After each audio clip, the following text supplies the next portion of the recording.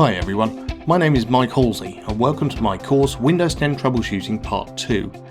I'm a Microsoft MVP and the author of 20 books and 15 Pluralsight courses on Windows, troubleshooting and best practice.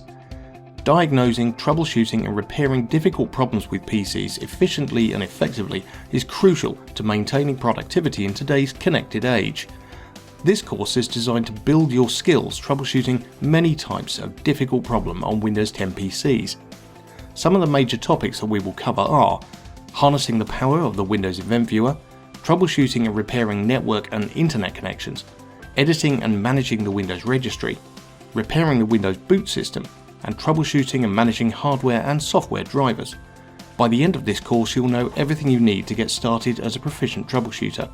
From here, you should feel comfortable diving into Windows troubleshooting and support further with courses on providing troubleshooting support for Windows users, Windows virus and malware troubleshooting, Microsoft sysinternals.